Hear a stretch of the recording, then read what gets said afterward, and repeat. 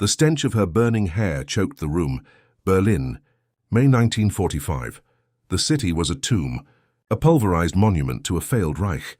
Sergeant Dmitry Volkov, a veteran of the Eastern Front since Stalingrad, stood in what remained of a once opulent apartment. The air hung thick with the acrid scent of smoke and decay. Shattered portraits of stern-faced men in Prussian blue uniforms lay scattered across the floor, their glass eyes staring accusingly at the ceiling. He surveyed the scene. Two of his men, Private Petrov and Corporal Ivanov, were rummaging through drawers, their faces grim. The woman, she was slumped against a wall, her blonde hair singed, her face streaked with soot and tears. Her dress, once a pale blue, was ripped and stained. "Anything?"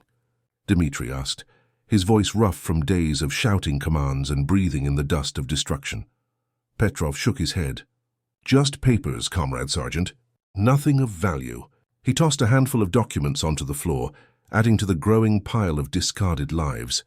Ivanov, a younger man, looked up, his eyes troubled. "Sergeant, He trailed off, glancing at the woman. Dmitry understood. The air crackled with unspoken tension, the weight of the past weeks bearing down on them. The Red Army had marched across Eastern Europe, liberating towns and villages, but also leaving a trail of brutality in its wake. The whispers of what was happening to the German women had reached even Dmitry's ears. He'd tried to ignore them, to focus on the mission, but the truth was a festering wound in his conscience. "We're soldiers, Ivanov," Dmitry said, his voice low. "We follow orders." The woman stirred, her eyes flickering open. She stared at them with a mixture of fear and defiance. Dmitry couldn't understand her words, but he didn't need to. The message was clear. "Wasser," she croaked, her voice barely a whisper. Petrov snorted. "Water? She wants water." "After what they did to our people?" Dmitry silenced him with a glare. He reached into his pack and pulled out his canteen, offering it to her. She hesitated for a moment, then took it, her hands trembling. As she drank, Dmitry studied her. She was young, perhaps barely 20. Her eyes, though filled with terror, held a spark of something else, resilience perhaps. He saw a flicker of recognition, or maybe just desperation. "My family," she stammered in broken Russian, a language probably learned from prisoners who had worked on her family's land. "They are gone." Dmitry felt a pang of something akin to pity. He knew what it was like to lose everything. Had lost his own family in the early days of the war, buried beneath the rubble of his village. "We're searching for weapons caches," Dmitry said, his voice hardening. "Do you know anything?" She shook her head, her eyes wide with fear. "No, I know nothing." Dmitry didn't believe her. Everyone in Berlin knew something. The city was riddled with secrets, hidden weapons, and die-hard Nazis clinging to the remnants of their shattered ideology. He glanced at Petrov and Ivanov.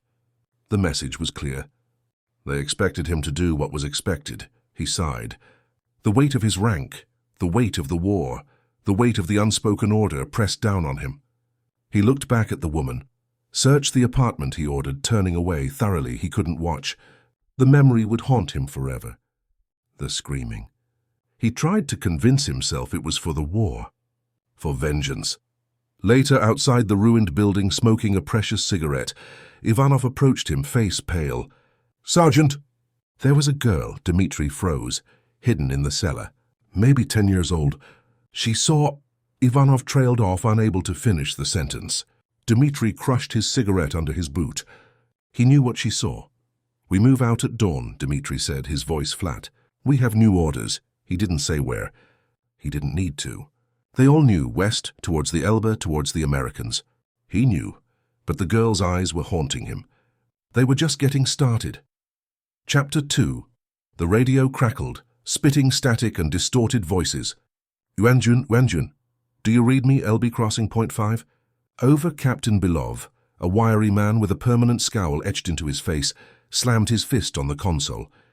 "Damn it, still nothing. The Americans are jamming us." Dmitry stood beside him in the makeshift command post, a requisitioned bakery van, the air thick with the smell of diesel fumes and stale bread. They were part of the advance guard, tasked with securing a bridgehead across the Elbe, the river that marked the dividing line between the Soviet and American sectors. "We need those reinforcements." "Captain," Dmitry said, his voice laced with concern, "we're outnumbered and outgunned." The Germans are putting up a fierce resistance, Belov glared at him. Don't tell me what I already know, Volkov. I have orders to secure this crossing, and I will with or without Yuan Jun. The past few weeks had been a blur of fighting and exhaustion. The Red Army was pushing relentlessly westward, driven by a thirst for revenge and the promise of victory. But the closer they got to the Elbe, the stronger the resistance became. The remnants of the Wehrmacht, bolstered by fanatical SS units, were fighting with a desperate ferocity. Dmitri knew that Belov was under immense pressure. Stalin wanted the Elbe secured before the Americans could make a move. The future of Europe hung in the balance. But Dmitri also knew that they were sending their men into a meat grinder. He remembered the girl in Berlin. He pictured his family, dead back in his hometown. He remembered what his father used to tell him. We're all just people, Dmitri. Doesn't matter what side you're on. He tried to block out the memories, to focus on the task at hand, but they kept resurfacing, like ghosts refusing to be silenced. A runner burst into the van, his face flushed. Captain, the Americans are approaching. They're sending a delegation to discuss a ceasefire. Belov's eyes narrowed. A ceasefire now? When we're on the verge of victory. He spat on the floor. This is a trick. They want to buy time. But Captain, we're running out of ammunition, Dmitri argued. And the men are exhausted. A ceasefire would give us a chance to regroup. Belov hesitated. He knew Dmitri was right, but he also knew that Stalin would not tolerate any delays. Very well, Belov said finally. I'll meet with them, but keep your men on alert. This could be a trap. The meeting took place on the battered remnants of a bridge spanning the Elbe. Dmitri stood guard behind Belov, his rifle at the ready.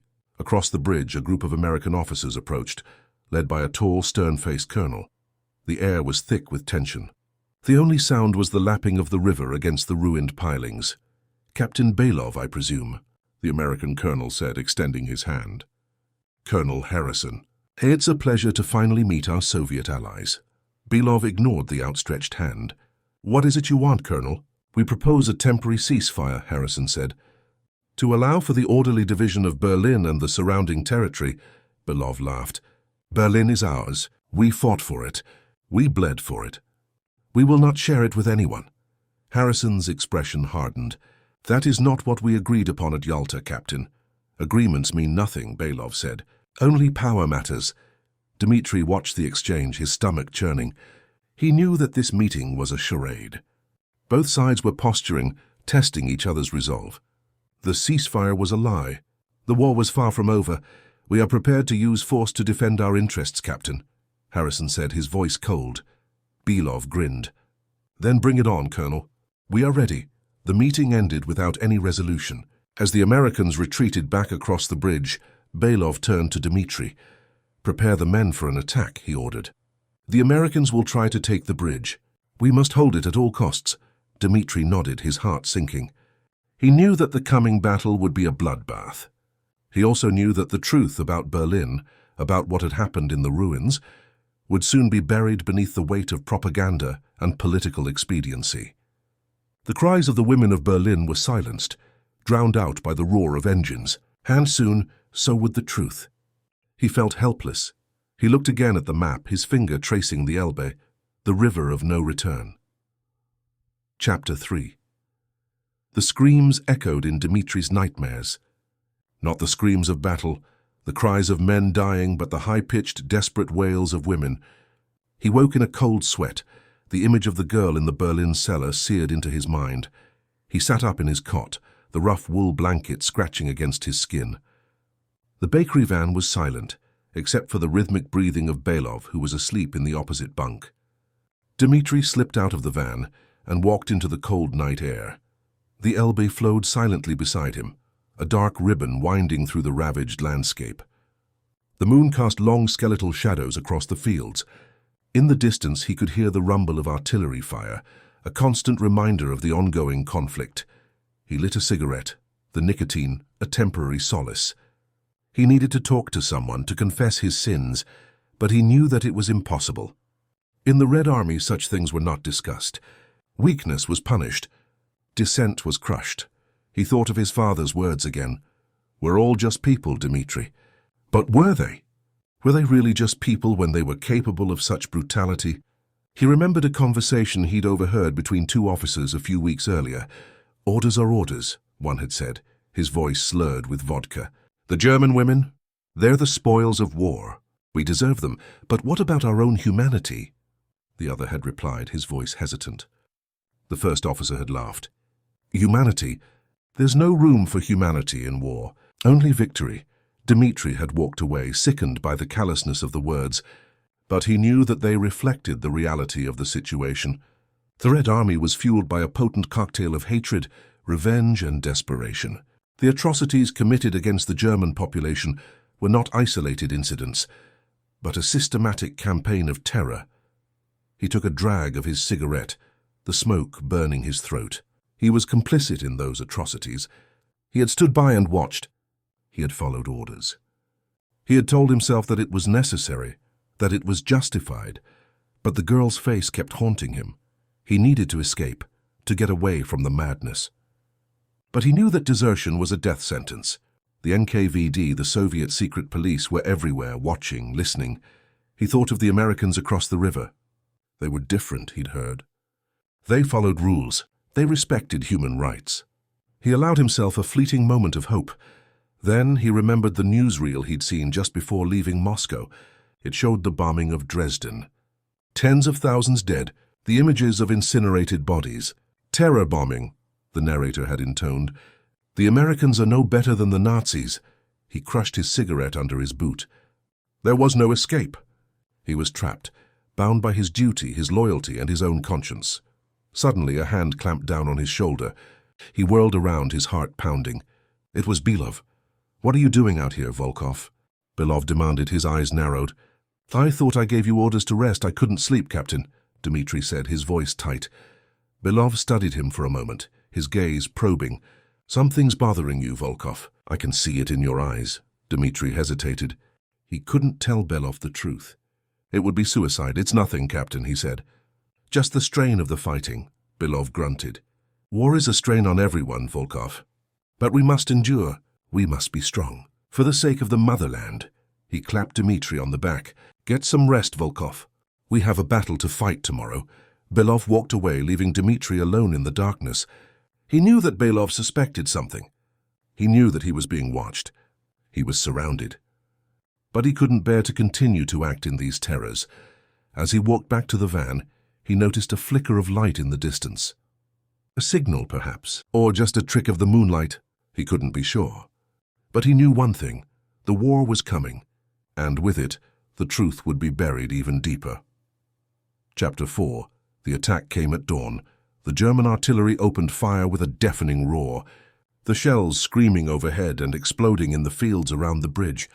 Dmitri and his men scrambled for cover, diving into foxholes and behind the shattered remains of buildings. "Hold your positions," Belov yelled, his voice barely audible above the din. "Don't let them cross the bridge."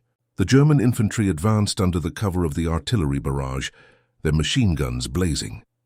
Dmitri gripped his rifle, his heart pounding in his chest. He'd been in countless battles, but this one felt different. This one felt desperate. He saw Petrov fall, a crimson stain spreading across his chest. He saw Ivanov's face contorted in pain as a shell exploded nearby, sending shrapnel tearing through his leg. Dmitri fired his rifle, picking off the advancing Germans one by one. But they kept coming, wave after wave, their faces grim, their eyes filled with a fanatical determination. The fighting was intense, brutal, and chaotic. The bridge became a killing field, littered with bodies and shattered equipment. Dmitri fought like a man possessed, driven by a mixture of fear, anger, and a desperate desire to survive. He saw Belov directing the defense, his face a mask of grim determination. He saw him take a bullet to the arm, but he didn't flinch. He just kept shouting orders, urging his men to fight harder. The radio crackled again. "Yuanjun, Yuanjun, we are under heavy attack. Request immediate, Yuanjun, over." Belov grabbed the microphone. "Negative. We can hold the bridge. We don't need Yuanjun." Dmitri stared at him in disbelief. Belov was lying. They were losing. They needed Yuanjun. But Belov was too proud to admit it.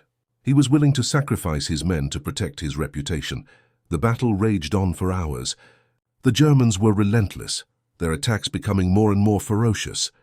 Dmitri and his men were pushed back inch by inch until they were clinging to the last few feet of the bridge.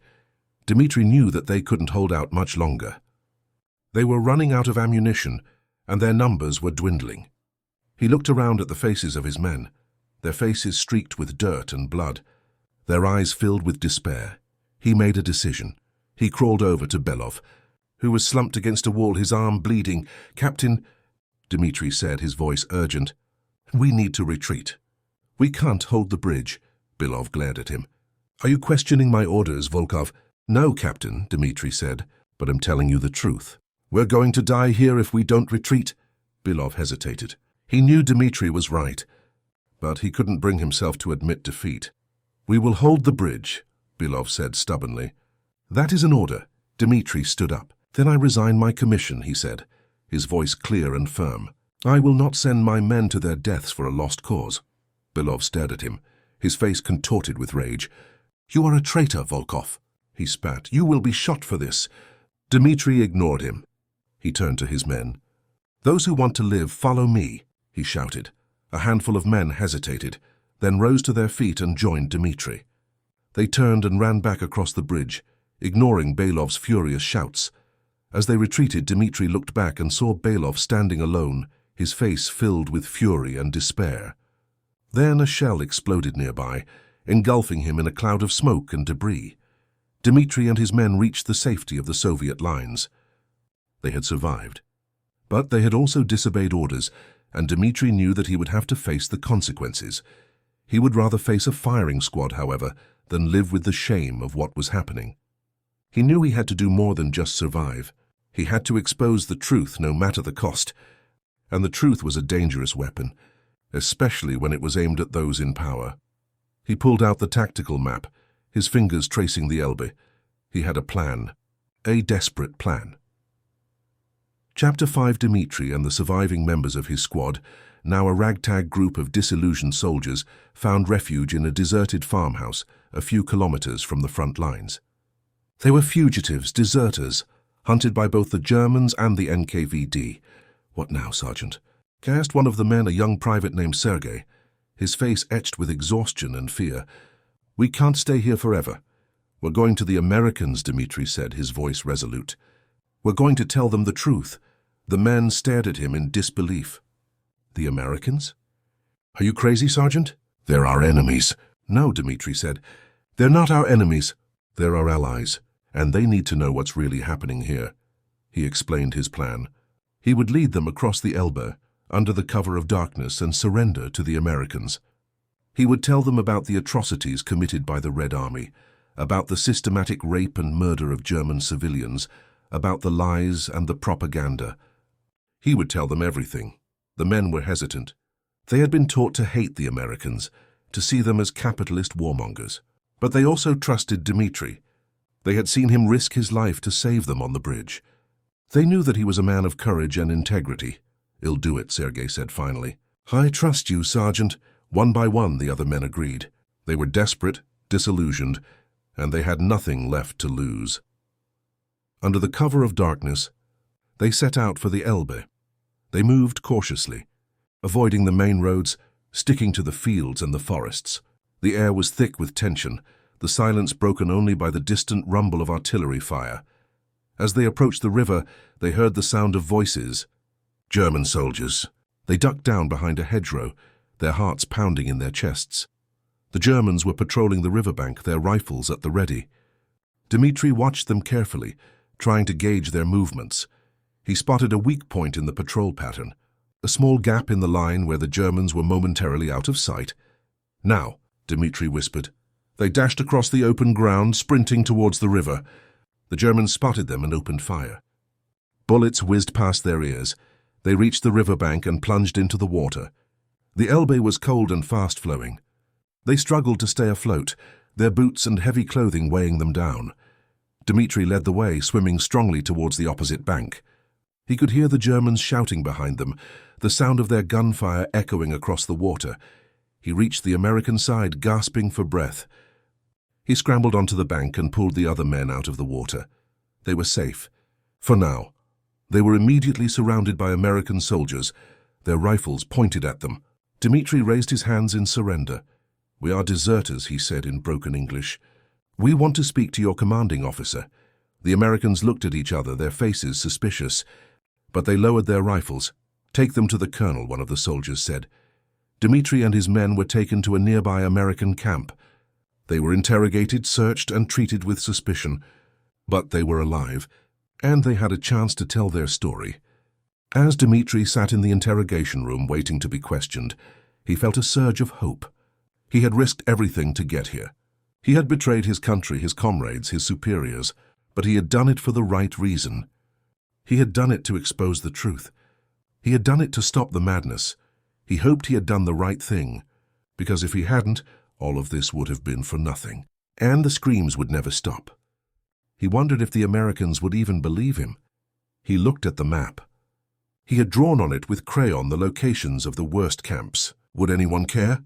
Chapter 6. Colonel Harrison listened intently as Dmitri recounted his story. The American officer sat behind his desk, his face impassive, his eyes narrowed. Dmitri spoke for hours, describing the atrocities committed by the Red Army in graphic detail. He told of the systematic rape and murder of German civilians, of the looting and destruction, of the lies and the propaganda. He presented the map, carefully explaining each location. Harrison asked questions, probing, challenging, testing Dmitri's credibility. But Dmitri stood his ground, answering honestly and forthrightly. He could see that Harrison was skeptical. The American officer had been taught to trust the Soviets, to see them as allies in the fight against fascism. He didn't want to believe that they were capable of such barbarity. "Why are you telling me this, Sergeant?" Harrison asked finally. "What do you hope to gain?" "I want the truth to be known," Dmitri said, his voice firm. "I want the world to know what is really happening here." Harrison leaned back in his chair, his expression thoughtful. "And what do you think the world will do with this information, Sergeant? Do you think it will stop the war? Do you think it will bring peace?" Dmitri hesitated. He didn't know. He only knew that he couldn't remain silent any longer. "I don't know what will happen," he said. "But I know that we have a moral obligation to speak the truth, no matter the consequences." Harrison studied Dmitri for a long moment. Then he nodded slowly. "I believe you, Sergeant," Harrison said. "I believe that you are telling the truth." Dmitri felt a surge of relief. He had been heard. He had been believed. But Harrison's next words were sobering. "But I can't do anything with this information," Harrison said. "I have orders to maintain a positive relationship with the Soviets. I can't risk jeopardizing that relationship by making these allegations public." Dmitri stared at him in disbelief. "You mean you're going to ignore what I've told you? You're going to let these atrocities continue?" "I'm sorry, Sergeant," Harrison said, "but my hands are tied." Dmitri was devastated. He had risked everything to get here, and it was all for nothing. The truth would remain buried, the screams would continue to echo, and the world would remain ignorant. He felt a surge of anger. He had been betrayed, not just by his own country, but by the Americans as well. They were all the same. They were all willing to sacrifice the truth for political expediency. "You're a coward," Dmitri said, his voice trembling with rage. "You're just as guilty as the men who committed these atrocities." Harrison remained silent, his face impassive. Dmitri stood up and stormed out of the room. He walked back to the makeshift barracks where his men were being held. They were waiting for him, their faces filled with hope and anticipation. He looked at them, his heart breaking. He knew that he had failed them. He had promised them the truth, and he had delivered them nothing but silence. "They don't believe us," Dmitri said, his voice choked with emotion. "They don't care." The men stared at him in stunned silence. Then one of them spoke. "What are we going to do now, Sergeant?" Sergei asked, his voice barely a whisper. Dmitri looked at him, his eyes filled with despair. "I don't know," he said. "I just don't know." But even as he said those words, a spark of defiance flickered within him. He couldn't give up. He wouldn't give up. He would find a way to expose the truth, no matter the cost. He had to. For the sake of the victims, for the sake of his own conscience, he had to keep fighting. He looked again at the map. He knew now the only way was to fight from the inside. He would let the Americans think he was a spy, a double agent, and then he would leak the truth anyway. Chapter 7. Harrison ordered Dmitri and his men to be confined to the American camp, ostensibly for their own safety. In reality, they were prisoners, their movements restricted, their conversations monitored. Dmitri knew that he was being watched. He could feel the eyes of the American security personnel on him at all times. He knew that his phone was tapped, his mail was read, and his every move was scrutinized. He decided to play along. He acted contrite, cooperative, and grateful for the Americans' hospitality. He told them what they wanted to hear, praising their generosity and condemning the brutality of the Soviet regime. He was biding his time, waiting for an opportunity to strike. He knew that he couldn't trust anyone. He was alone, surrounded by enemies, but he was determined to find a way to expose the truth, even if it meant sacrificing himself. He began to gather information. He befriended some of the American soldiers, subtly probing them for details about their operations, their communications, their intelligence gathering. He learned about their network of informants, their secret radio frequencies, their methods of surveillance. He also started to document his experiences. He kept a detailed journal, writing down everything he had seen and heard, everything he had learned about the atrocities committed by the Red Army. He knew that if he was caught, he would be executed. But he was willing to take that risk. One evening, while working in the camp's mess hall, Dmitri overheard two American officers discussing a planned meeting between American and Soviet officials. The meeting was to be held in a nearby town, and its purpose was to discuss the implementation of the Yalta agreements. Dmitri realized that this was his opportunity. He would attend the meeting, and he would expose the truth to the assembled officials. He knew that it was a long shot, but it was the only chance he had. He began to plot his escape. He needed to get out of the camp without being detected, and he needed to get to the town where the meeting was to be held. He enlisted the help of Sergei, the young private who had remained loyal to him. Sergei was a resourceful and quick-witted soldier, and Dmitri knew that he could trust him. Together they devised a plan. They would steal a jeep from the motor pool, and they would use it to drive to the town. They would disguise themselves as American soldiers, and they would slip into the meeting unnoticed. The plan was risky, but it was their only hope. On the night of the meeting, Dmitri and Sergei put their plan into action. They snuck into the motor pool, hot-wired a jeep, and drove away from the camp. They drove through the darkness, their hearts pounding in their chests. They knew that they were being hunted, and that at any moment they could be stopped by American soldiers. They reached the town just as the meeting was about to begin. They disguised themselves as American officers, putting on stolen uniforms and assuming false identities. They walked into the meeting hall, trying to act confident and nonchalant. They took their seats at the back of the room, their eyes scanning the faces of the assembled officials. They waited for their opportunity. The tension in the room was palpable. The fate of the world was in their hands. Dmitri knew. It was now or never. He took a deep breath, stood up, and shouted at the top of his lungs, "I have something to say." All heads turned. The room went silent. He started to tell the truth. Chapter 8. The room erupted in chaos. American and Soviet officials alike stared at Dmitri in disbelief. His accusations of widespread rape, murder, and systematic brutality leveled against the Red Army were met with gasps of shock and angry shouts of denial. "This is a lie," a Soviet officer bellowed, his face red with fury. "This man is a traitor. He is trying to undermine the alliance." American security personnel rushed towards Dmitri, grabbing him and attempting to silence him. But Dmitri fought back, struggling to be heard above the din. "It's the truth," he shouted. "I've seen it with my own eyes. They are silencing the victims." Sergei jumped to his feet, attempting to help Dmitri fend off the security guards. But they were quickly overwhelmed. The meeting hall dissolved into a melee. Punches were thrown, chairs were overturned, and accusations flew back and forth. The carefully orchestrated atmosphere of diplomacy and cooperation was shattered. Colonel Harrison arrived on the scene, his face grim. He surveyed the chaos with a mixture of anger and dismay. "What is going on here?" he demanded. "This man is disrupting the meeting." A security guard replied, pointing at Dmitri. "He is making false accusations against our Soviet allies." Harrison approached Dmitri, his expression stern. "Sergeant Volkov," he said, his voice low and dangerous, "you are under arrest. You will be charged with insubordination, desertion, and disrupting a diplomatic proceeding. Dmitri stared at Harrison, his heart sinking. He had failed. He had managed to disrupt the meeting, but he had not succeeded in exposing the truth. He was now a prisoner, facing severe punishment. But even as he was being dragged away, he felt a sense of satisfaction.